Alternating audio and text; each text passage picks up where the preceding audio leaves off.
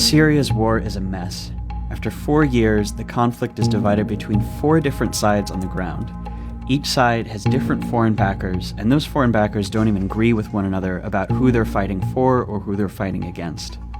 To understand all this, the crisscrossing interventions, the moving battle lines, it helps to go back to the beginning of the war and watch how it unfolded.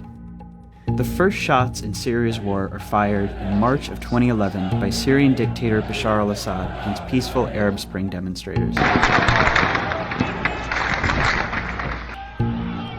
In July, some of the protesters start shooting back, and some Syrian troops even defect from Assad's army to join them. They call themselves the Free Syrian Army, and the uprising becomes a civil war. Extremists from Syria and from around the region start traveling to join the rebels. Assad actually encourages this by releasing jihadist prisoners to tinge the rebellion with extremism, make it harder for foreigners to back them.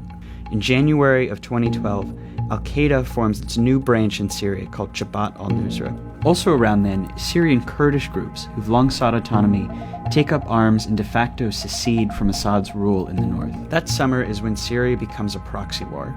Iran, which is Assad's most important ally, intervenes on his behalf.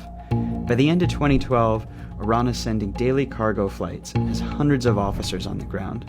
At the same time, the oil-rich Arab states on the Persian Gulf begin sending money and weapons to the rebels, mainly to counter Iran's influence and mainly through Turkey.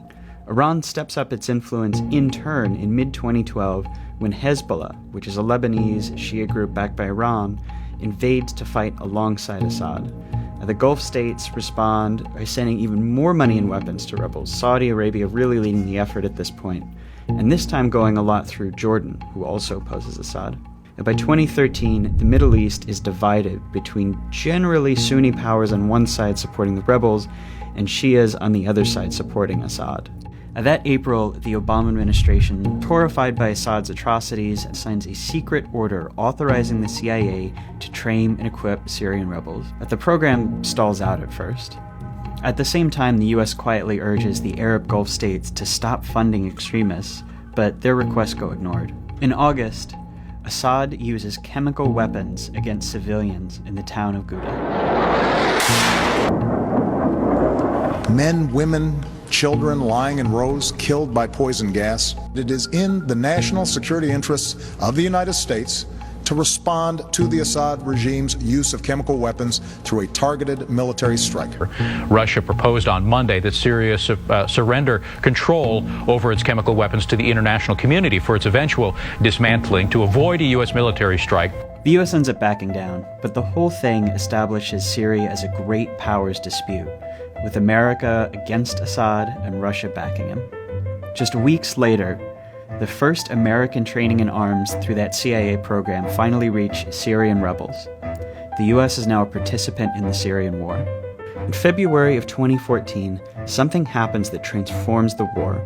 An Al-Qaeda affiliate, mostly based in Iraq, breaks away from the group over internal disagreements over Syria. The new group calls itself the Islamic State of Iraq and Syria, and it becomes Al-Qaeda's enemy. ISIS doesn't fight Assad.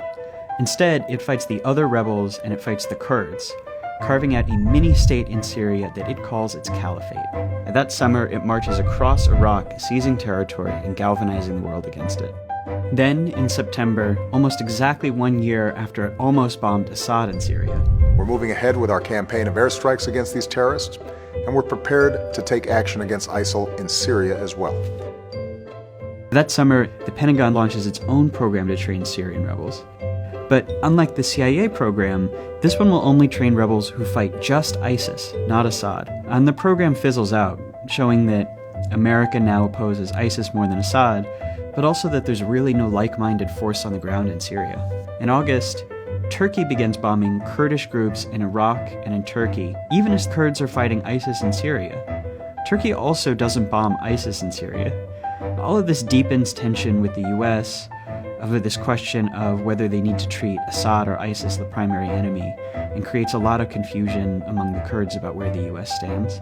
Now, Assad has been losing ground all this time, to ISIS, to the rebels, and in September of 2015, Russia intervenes on his behalf.